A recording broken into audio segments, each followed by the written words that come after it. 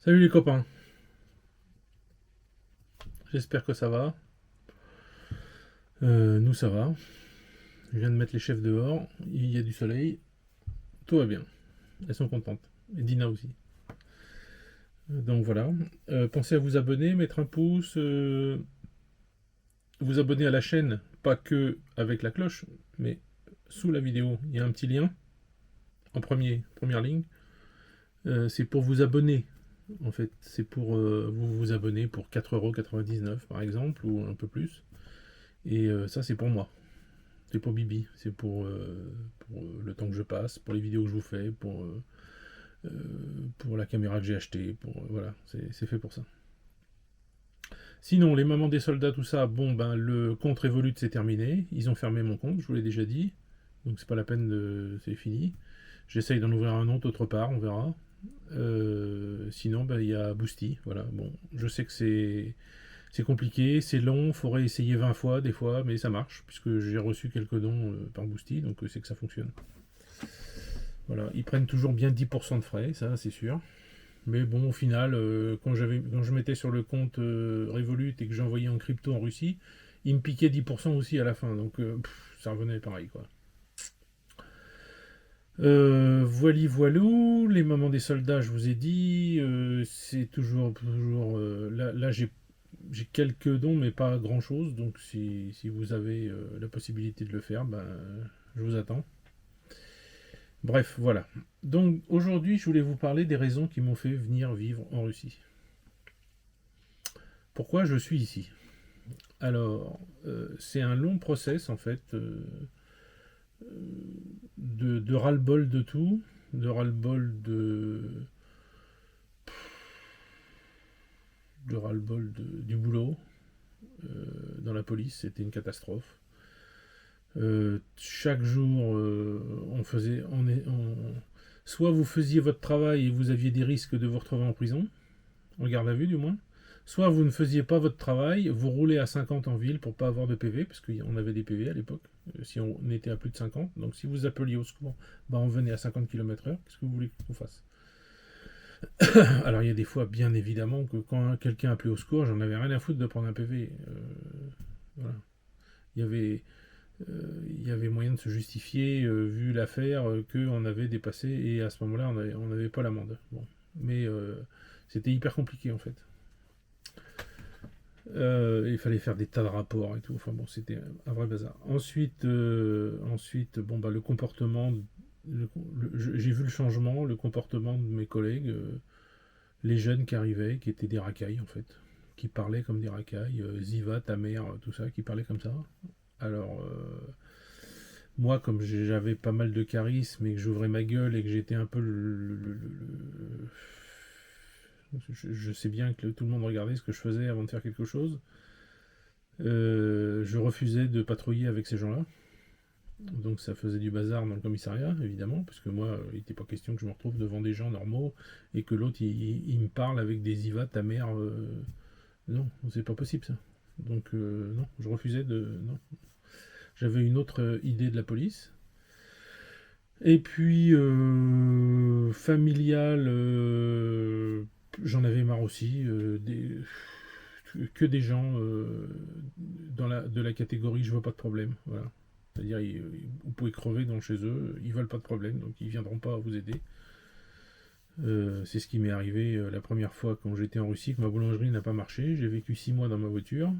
Euh, J'avais juste de quoi payer l'essence parce que c'était l'hiver, donc pour chauffer la voiture la nuit, pour dormir. Et j'ai demandé de l'aide à mes parents et ils m'ont pas aidé. Voilà. Donc, ben, je suis resté comme ça, que vous voulez. Puis à la fin, j'ai réussi à trouver un petit boulot et j'ai économisé des sous. Et puis, comme je connaissais Elena, puis qu'elle voyait dans l'état que j'étais, et ben, elle m'a dit de venir chez elle, malgré que ça soit un F1 et qu'il y ait ses deux enfants adolescents à l'intérieur. Voilà. Donc ça, je la remercierai toujours pour ça.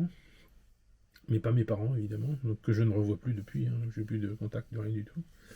Et puis, ce qui a, la goutte d'eau, en fait, ça a été quand, quand Taubira est venu ministre de la Justice, à l'époque. est venu visiter le tribunal de Caen qui avait été refait et, et j'ai reçu un message radio. Moi j'étais en patrouille et j'ai reçu un message radio me demandant d'aller interpeller 2 personnes à la demande de la ministre. Alors, en me disant que ces 2 personnes avaient des t-shirts La Manif pour tous. Alors, dans la voiture, j'ai dit à mes collègues, j'ai dit, qu'est-ce que c'est que ce cirque? On n'interpelle pas des gens parce qu'ils ont un t-shirt. Donc j'y suis allé, j'ai vu ces gens, j'ai rendu compte à la radio, j'ai dit que je prenais leur identité, que je ferais une main courante en rentrant s'ils voulaient, mais il était hors de question que je les place en garde à vue, il n'y a aucun motif. Et donc j'ai refusé, et puis je suis parti. Ils ont envoyé une autre patrouille avec des petits jeunes dedans qui eux sont pas gênés.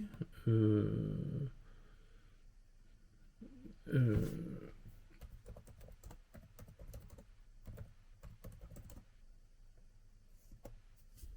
euh,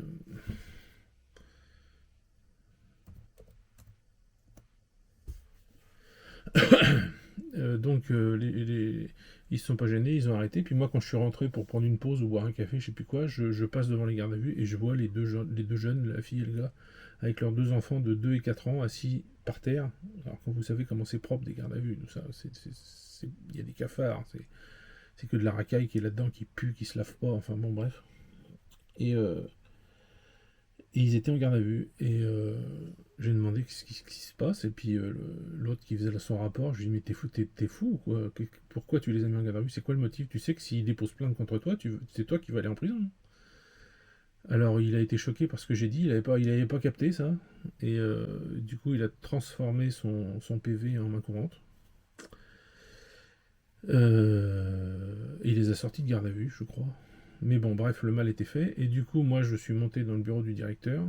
J'ai ouvert la porte avec mon pied. J'ai tapé dans la porte. Je ne pouvais pas le saquer déjà. Donc, quand il m'avait remis une médaille une fois, il m'avait planté l'agrafe. En me regardant dans les yeux, il m'avait planté l'agrafe exprès dans la peau. Et je l'ai poussé. Il est tombé sur le cul par terre. Alors, tout le monde était choqué. Ah là là, qu'est-ce qu'il a fait au directeur? Qu'est-ce qu'il a fait? Il me pique. Je le pousse, c'est normal, non? Bon, bref, j'ouvre la porte comme ça, il est surpris de me voir entrer, je rentre, je prends mon arme, je la pose sur le bureau, enfin, je la désarme, je la pose sur le bureau, ma carte de police, je lui donne, et je lui dis je me casse. Et donc, attendez. Et donc, je sors de là, je descends au BOE, le bureau d'ordre et d'emploi, ça s'appelle, c'est l'administration du commissariat si vous voulez. Et là, je demande un document, qu'est-ce qu'il faut que je fasse pour démissionner, quel rapport je dois faire, tout ça. Donc le collègue m'explique son problème. Il me dit, mais tu sais que tu as le droit à 3000 euros par année, je sais pas quoi, un truc comme ça. J'ai calculé vite fait, ça faisait 65 000 euros. Et j'ai fait ça. Alors, ils vous les donnent pas comme ça, évidemment. Ils vous les donnent ils vous en donnent la moitié tout de suite et l'autre moitié au bout de 6 mois. Si vous justifiez. Et, et donc, une fois que vous avez justifié, ben voilà, ça se passe comme ça. Donc, moi, je suis parti. Du coup, je voulais partir en Russie. Alors, j'étais marié avec une Russe déjà, pas Elena, mais une autre. Et puis j'ai dit, bah, de toute façon, la France, ça devient une catastrophe. Elle avait peur de sortir parce que il y avait des Arabes, des Noirs partout, même à Caen. Alors attention, hein, quand je dis des Arabes, des Noirs, je parle pas des gens gentils, normaux. Hein, je parle de la racaille. Soyez un peu intelligents, comprenez. Quand je disais des bougnoules, je parlais pas des gens bien, je parlais de ce genre de type. C'est eux qui en étaient. C'était pas les gens normaux que je connaissais, des gens très bien, des gens qui bossaient, des gens qui étaient intégrés, des gens tout ça. Non, non, eux, pas du tout. Au contraire, eux, j'avais des amis là-dedans. Et, et du coup, bah, je suis parti, et puis j'ai ouvert ma boulangerie en Russie, ça n'a pas marché, j'ai perdu tous mes sous, et puis, bon, c'est pas grave, c'était que de l'argent. Je me suis pas mis au bon endroit en fait. Je pensais être bien placé en face du stade, dans une cité avec plein de gens riches, mais en fait les Russes, ils vont pas acheter leur pain, ils vont pas acheter leur croissant. Ils vont au supermarché, ils achètent leur pain dégueulasse, le bâton, ça s'appelle, avec plein de chimie dedans. Ils rentrent chez eux et ils en sortent plus. Voilà. Donc ils descendent. J'avais pas de clients en fait. Très peu. pas assez pour faire vivre le truc. Enfin bon, voilà. Donc j'ai fermé. Et voilà, donc tout ça, c'est les raisons qui m'ont fait partir. Alors dans les raisons aussi, il y a... qu'est-ce que je peux vous dire? Il y a, bon, bah, ça m'a beaucoup choqué, cette histoire de jeunes qui rentraient dans la police qui parlaient pas français, quoi, qui parlaient Ziva, ta mère, comme ça. Ils parlaient que comme ça. Ça, moi, pour moi, il était hors de question qu'un policier parle comme ça. C'est pas normal. C'est- Il n'a pas à parler comme ça déjà. Il doit représenter la France quand même. Donc on parle pas comme des Ziva. Et, euh, et puis au boulot, c'était une catastrophe. Enfin, quand je me retrouvais des fois au début, avant que je refuse de patrouiller avec eux, j'étais avec des gars comme ça dans les cités. On arrivait à deux dans une cité, l'autre il me laissait tomber, il allait voir ses potes, parce que évidemment c'était ses potes, et puis il parlait, et puis moi quand je lui disais tu viens, on y va, il y a une affaire, il venait pas. Il parlait avec ses potes. Donc la police c'était devenu ça, quoi. Alors je sais pas comment c'est maintenant. Je pense que ça a dû être gangréné de partout. Et puis je pense même que pour s'intégrer à l'ambiance locale, mes collègues doivent parler comme ça maintenant, parce que j'en entends parler des fois, ça me sidère. Heureusement, j'ai des copains qui sont dans la police qui parlent pas comme ça, qui sont restés droits dans leurs bottes, qui sont restés normaux, mais quand eux partiront à la retraite, bon bah c'est fini, quoi, il n'y en aura plus, quoi. Donc bon, voilà. Et puis qu'est-ce qui m'a fait partir d'autre? Les impôts, marre d'avoir un salaire et puis de presque tout donner à l'État, quoi. Euh, Votre salaire augmente pas, mais par contre, les prix de toutes les denrées augmentaient. Au début que j'étais rentré dans la police, avec 100 euros, j'avais un caddie plein. À la fin, j'avais un sac plastique, quoi. C'est tout. Enfin, avec rien dedans, quoi. Même un poulet, c'était cher. Même, je sais pas, une baguette. On achetait une baguette le dimanche matin. C'est tout. Enfin bon, vous savez, la vie que vous avez, c'est la même, hein. Pour ceux qui ont des revenus pas trop hauts, c'était comme ça. Enfin voilà, je voulais vous raconter ça, pourquoi j'étais venu en Russie. Et alors donc, pourquoi la Russie? Parce que mon ex-femme était russe, et puis elle était de Kazan, donc on a dit, je vais à Kazan, je fais la boulangerie, et quand ça marche, tu viens. Et quand elle a vu que ça marchait pas, eh ben, elle a divorcé, sans me le dire, en disant que je m'étais barré sans prévenir. Devant un juge qui a accepté ça et puis qui a prononcé le divorce. Et quand je l'ai su, ben, j'ai fait appel de tout ça, parce que évidemment j'avais tout faux. Je devais payer une pension alimentaire, tout. Enfin bon, j'avais tout faux, quoi, dans le jugement. Et du coup, ben, j'ai pris un avocat. Quand je suis revenu, après, quand j'ai eu un petit peu de sous, évidemment. Enfin non, non, c'était un commis d'office. Heureusement qu'il y a ça, tiens. Mais évidemment, ça profite aux racailles aussi. Mais pour les gens dans ma situation, ça m'a vraiment bien aidé, ça. Et l'avocat m'a aidé à faire appel du jugement. Et puis avec ce jugement, et ben, même si ça faisait plus de 2 ans, mais du fait qu'il y avait un vice de forme dans le truc, et ben, mon appel a été accepté. Et du coup, ça a été rejugé et complètement dans mon sens, quoi. Voilà. Donc ça c'est une bonne chose. Et puis bon bah les divorces c'est fait de toute façon, hein, évidemment. Et après bah, je suis revenu en Russie et c'est là que j'ai connu Elena. Voilà. Elena qui est une casse-couille niveau interplanétaire, mais j'ai tellement vécu de trucs avec elle, et elle m'a tellement aidé par moments que bon bah je peux pas la laisser, quoi. Je peux pas, c'est pas possible. Les Russes c'est comme ça. C'est quand ils vous aident, ils vous aident. Et puis c'est pour toujours. Et puis ils vous laisseront jamais tomber. Et ça c'est vrai, ça. Qu'en France, j'ai vu tout l'inverse. Voilà. Bon bah voilà, et ben je voulais vous raconter ça. C'est tout con, mais bon, ça éclaire un peu certains sur pourquoi j'ai fait cette chaîne, pourquoi je vis en Russie, pourquoi. Et puis il y a aussi le fait que quand vous commencez à vivre en Russie, c'est comme un virus en fait. C'est-à-dire quand vous venez, même pour des vacances, vous attrapez une sorte de virus, parce que vous voyez que tout ce que vous détestez en France, bah ici il n'y a pas. Euh, c'est paisible dans la rue, c'est paisible chez vous, c'est paisible quand vous allez dans les magasins, c'est calme, il n'y a pas de cris, il n'y a pas de débiles dans la rue, il n'y a pas de tags, il n'y a pas de mauvais mots qui sont dits autour de vous, vous n'entendez pas parler, la racaille, tout ça. Euh, les gens sont agréables, euh, ils font la tronche tout le temps, les Russes sont comme ça, ils font la tronche tout le temps, mais si vous arrivez par une blague ou par un truc, à les faire sourire, c'est bon, ils font plus la gueule, quoi. Il faut juste les sortir de cette espèce de plaque de verre qu'ils ont devant le visage, là.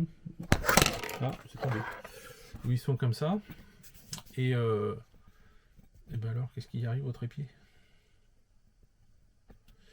Et qui les fait passer pour des gens sévères, sérieux, mais non, pas du tout en fait.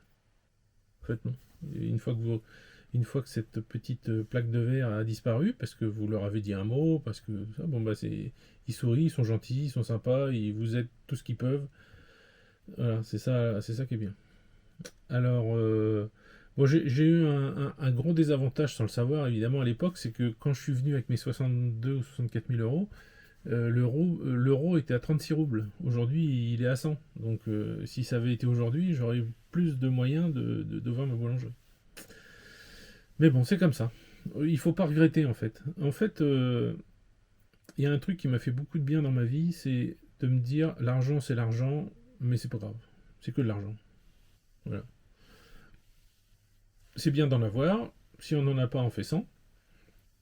On se débrouille pour essayer d'en avoir, quoi. Voilà, on fait quelque chose, on travaille, on vend des trucs, je sais pas, on va au marché vendre des pommes, on se démerde, mais l'argent c'est pas ce qui est le plus important en fait.